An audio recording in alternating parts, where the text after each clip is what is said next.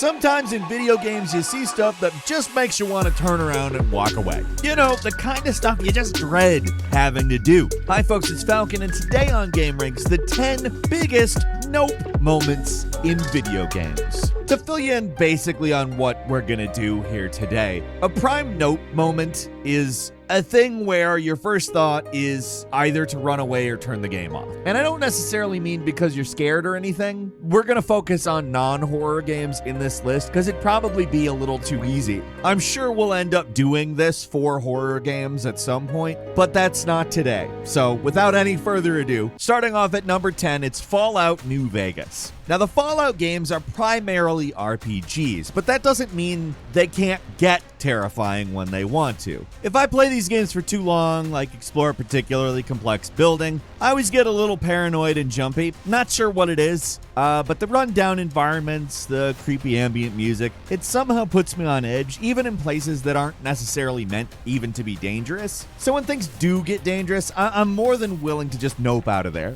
One of the most infamous spots in New Vegas is this pretty generic, inconsequential looking cave called Deadwind Cavern, found near Prim Pass. It's prime Deathclaw territory, but it's possible to wander up to this place and never see one. So when you go into this place, you're in for a big surprise. There's up to 5 Deathclaws right inside the entrance. These things are bad enough out in the open with plenty of space between you and them, but this is utterly ridiculous. Unless you're loaded up with powerful equipment, going to this place is pretty much a death trap. They're gonna swarm you in seconds, and unless you can beat them in a damage race, it's over. I mean, seriously, one Deathclaw is bad enough. These things are obviously feared for a reason, but 5 of them is totally insane. I'll tell you what I did when I walked in. Saw the Deathclaws, walked out. In fact, I even turned the game off. I was just like, this is a good stop point. Didn't go back either.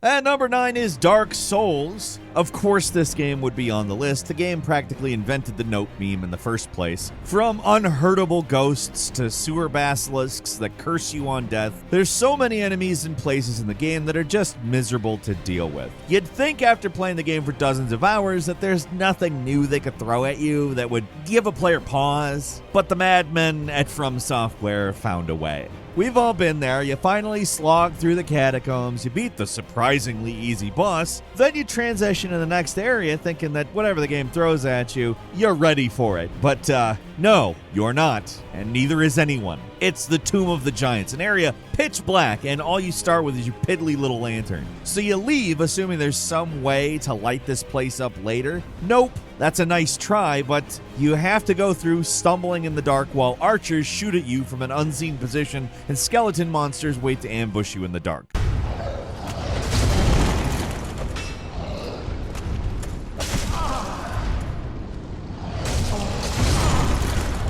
Maybe if it was just a bunch of enclosed caves, it wouldn't be so bad, but there's bottomless pits everywhere, so one wrong move, and you're gonna start the whole damn thing over again. There's a special lantern to get into this place, so you can see at least a few feet in front of your face, but it's only good enough to let you see a monster waiting to ambush you. This is one area I absolutely dreaded having to go through. It's a huge nope in just about every way imaginable. It's annoying, terrifying, and also kind of tedious, so, I mean, I'm ready to nope out just talking about it.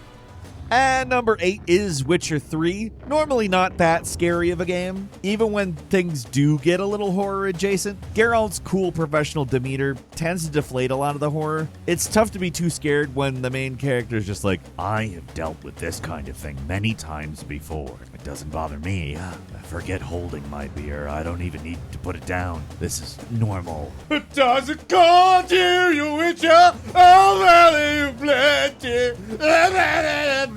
Like it's Geralt's job is the point of the song. He's in control of the situation. And that's what makes the finale of the Hearts of Stone DLC so unusual. It's totally different from everything else in the game and throws something at you right at the start that makes a lot of players turn around and leave. And you know what I'm talking about, the Caretaker. You see this guy right at the start of the mission after entering the front door, following the trail of a body being dragged. The ominous opening tells you to be on your guard, but I don't know about you, but I didn't expect something as freaky as this guy, this eyeless monstrosity.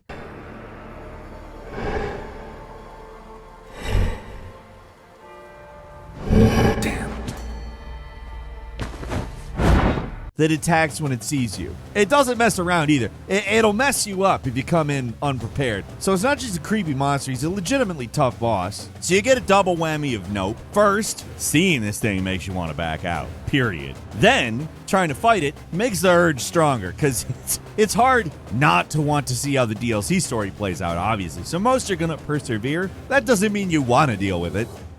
And number 7, Legend of Zelda Tears of the Kingdom. The first visit to the Underground had plenty of people saying nope right off, but that's just the game getting started. The Underground's kind of a strange place, filled with dangerous enemies, health-sapping gloom, and swaths of pitch-black darkness. It's all bad, sure, but it all pales in comparison to the ultimate Tears of the Kingdom nope, the Gloom Spawn, more commonly known as the Gloom Hands. These things are just a nightmare. They spawn out of pools of gloom and attack on sight, swarming Link and beating on him mercilessly. Trying to run away, they'll catch you.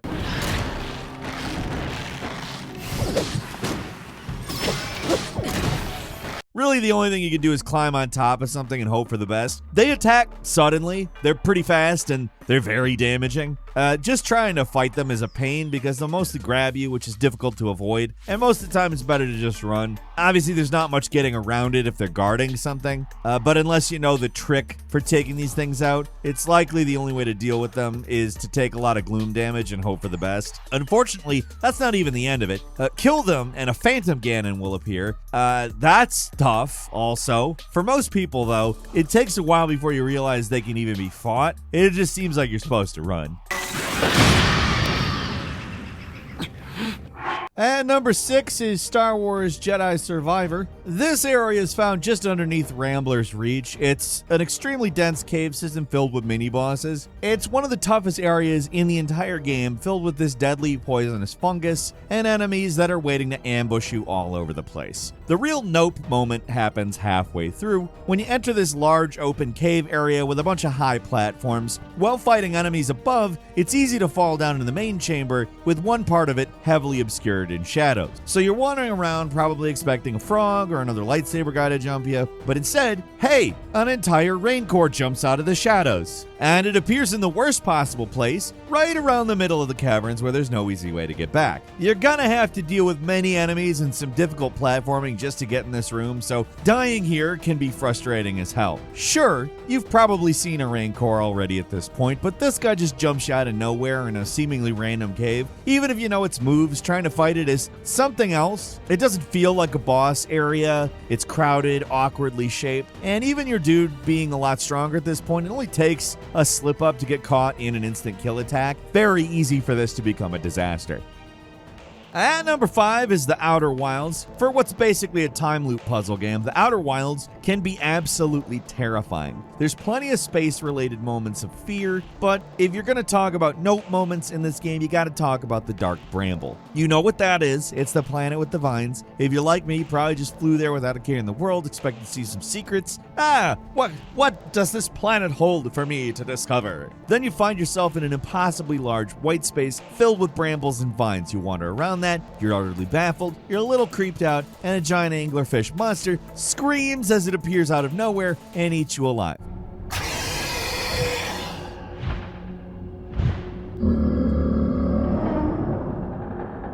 Alright, cool. Never go in there again. It's a shocking revelation because nowhere else in the game are there enemies. There's plenty of hazards, but nothing that's just straight up hunting you. It's almost more terrifying just because of how unexpected it is. What's worse is that at first you have no idea you're even supposed to try to avoid them. The only way to understand their behavior is to find clues, and even then it'll require some trial and error to mostly get what keeps them from getting you. It doesn't get better though. You have to go into the Dark Bramble without your ship and use inertia to travel around the place to avoid making any noise. And the only way to get past these things is to make yourself more vulnerable, and that doesn't tell you how to solve the maze. The whole place is just nope central. No other puzzle game comes close to this.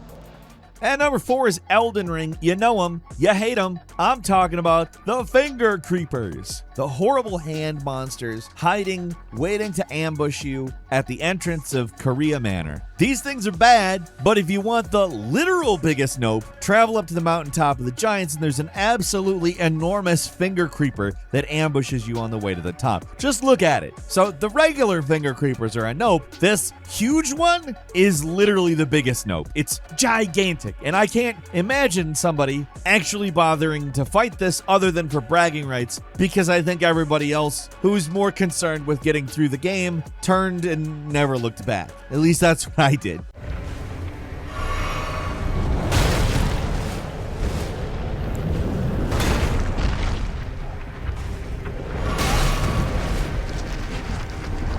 At number 3 is Cyberpunk 2077 Phantom Liberty. Cyberpunk is probably the last game I expected to get scary. Like, there's some unpleasant moments, but not scary ones. But in one of the possible final missions of the Phantom Liberty expansion, the game suddenly turns into alien isolation for an hour. Seriously, the mission somewhat damaged. After ambushing the convoy and chasing after Songbird, you find yourself in the Militech secret facility where they performed AI experiments.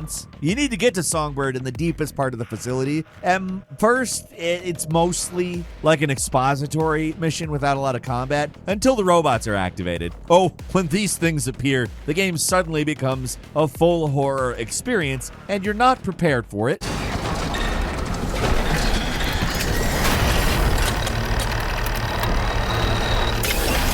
A lot of people, their first instinct upon seeing this is turning the game off and psyching themselves up, because you do have to go through it. Like, it's not like not part of the game. But they're not here for show either. It's not quite as brutal as Alien Isolation. There's a music sting when they appear and another when they leave, but they're terrifyingly fast, and if they spot you, they will hunt you down and they will kill you. No! Don't let them get to you! And you have no weapons to fight back with either here. The only non-nope hope you have is to slow them down a little and find a hiding spot where they can't reach you, which is unlikely because most of the time they do reach you. Like, if they see you, you're probably dead.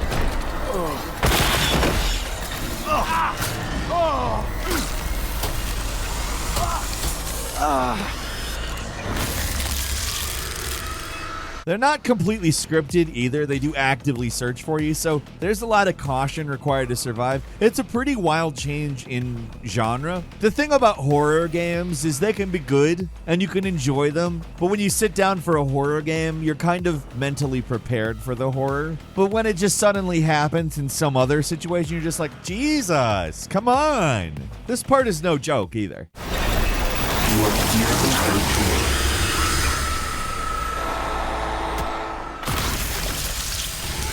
And number 2, Super Mario 64's Eel in the Sunken Ship. Probably one of the most iconic nopes of all time. Jolly Roger Bay isn't supposed to be scary. At least I'm pretty sure it's not. It's got Jolly right there in the title. But it had one of the most terrifying enemies a young kid is going to imagine. And I don't mean in a Mario game, because I think there's a certain border a kid might envision as the line Mario won't cross. Well, so being underwater on a time limit that ends with Mario drowning is stressful enough, but then you see a possible escape, a sunken ship where there's an interior that may have some oxygen. Cool. Like it. Nice prospect. So you swim over and holy shit, there's a nasty looking giant eagle just hanging out one of the windows. Yeah, it's not the most impressive thing you're ever gonna see. But back then, A, this is cutting edge, and B, these sorts of things can have an effect on developing minds. There's a reason why people bring up this eel as one of the scariest things, because when you're a kid, it is. There's already something terrifying about swimming deep underwater, and there's creepy sea monsters that can attack out of any moment, and you're just about out of air. The fear of drowning's enough. I mean, a lot of people just outwardly hate underwater sections in games, period, but then developers go out of their way to make underwater as unpleasant as possible. It's not just that it kills you by just being there, it's also dark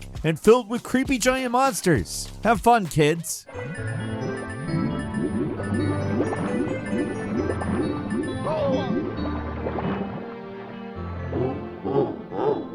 And finally, at number 1, it's Subnautica. Take Jolly Roger Bay, multiply the undersea terror by 100, and that's Subnautica, the scariest non-horror game ever made. That's what's so odd about this game. Unlike something like The Forest, which is obviously a horror game, leans right into the horror roots, Subnautica doesn't actively try to scare you, but it's terrifying. All it takes is a massive body of water, a limited supply of oxygen, some undersea caves, and some hungry wildlife, and you got a pretty powerful combination. What makes Subnautica different from other games is that it's just a non-stop escalation of nope moments that you just have to push yourself past if you want to keep playing. Like, that's the game. At first, just going more than a few hundred meters from the escape pod is enough to get a nope out of me. Then, when you need to explore some nearby underwater caves, then just going out to the open sea, like everything is terrifying in this game, even when there's nothing all that dangerous around. So when Walter White, aka The Danger, finally does rear his bald head, figuratively speaking of course, obviously Subnautica is not part of the Breaking Bad universe, but when it finally does get dangerous, one wrong turn is enough to be the end. Let's say you're deep underwater in a confusing series of caverns, you get disoriented and run out of oxygen, or your vehicle gets damaged, you die from water pressure. Everything is conspiring to kill you in Subnautica, and it is terrifying, but it's also pretty damn satisfying.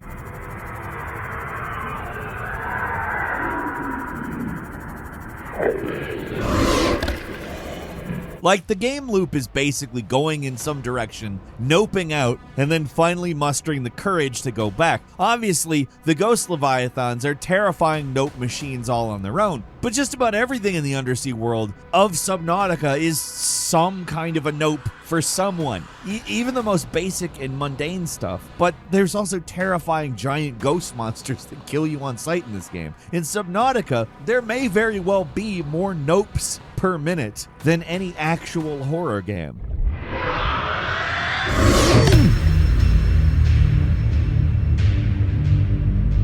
And that's all for today. Leave us a comment, let us know what you think. If you like this video, click like. If you're not subscribed, now's a great time to do so. We upload brand new videos every day of the week. Best way to see them first is, of course, a subscription, so click subscribe. Don't forget to enable notifications, and as always, we thank you very much for watching this video. I'm Falcon. You can follow me on Twitter @FalconTheHero, and we'll see you next time right here on GameRanks.